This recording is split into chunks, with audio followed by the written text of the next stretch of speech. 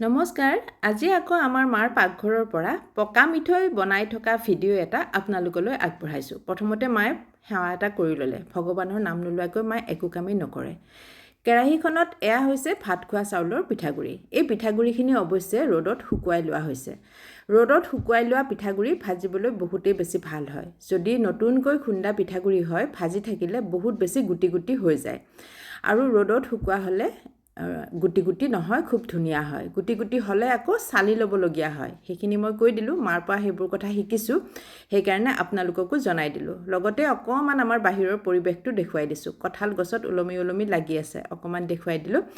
আৰু মায়ে এতিয়া পিঠাগুড়িখিনি ভাজি আছে। যেতিয়ালৈকে ব্ৰাউন কালাৰ নহয় তেতিয়ালৈকে ভাজিব। গেছটো কিন্তু বহুত বেছি বঢ়াই নিদিয়ে। বহুত বেছি বঢ়াই দিলে বেছি সোনকালে ভজা লাগিব বা অকণমান জ্বলি যাবও পাৰে। সেইকাৰণে এতিয়া দেখিলেনে অকণমান ব্ৰাউন কালাৰ হৈ গ'ল আৰু ব্ৰাউন কালাৰ হৈ যোৱাৰ লগে লগে মায়ে এইটো নমাই থৈ দিব।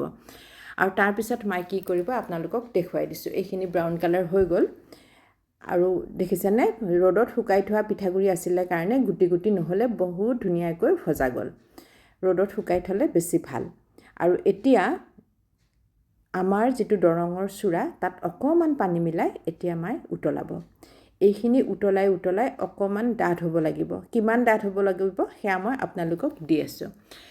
আগতে মই মাৰ ভিডিঅ' দিয়া নাছিলোঁ। এতিয়া মাৰ ভিডিঅ' মাজে মাজে দি থাকোঁ। মায়ে যিহেতু বহুত কিবা কিবি বনাই থাকে আৰু সেই মোৰ দিবলৈ মন যায়। আৰু মই যেতিয়া ভিডিঅ' দিওঁ আপোনালোকে মাক বহুত বেছি মৰম দিয়ে আৰু সেই মৰমবিলাকৰ কাৰণে মা আজিকালি ভিডিঅ' দিবলৈ আগ্ৰহী হৈছে।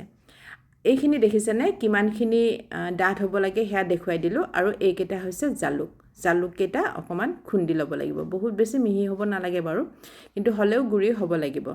আৰু তাৰপিছত মায়ে এই জালুকখিনি ভাজি লোৱা পিঠাগুড়িখিনিত দি দিব। এইখিনি জালুক গোটেইখিনি নালাগে অৱশ্যে, অকণমান কমাই দিব, কিন্তু গোটেই বেছি কম দিলেও কিন্তু খাবলৈ ভাল নালাগে। এতিয়া জালুকখিনি এনেকৈ মিহলাই আছে আৰু তাৰপিছত ইয়াতে দি দিব চূড়া, যিটো আপোনালোকে পনীয়া গুড় বুলিও কয়।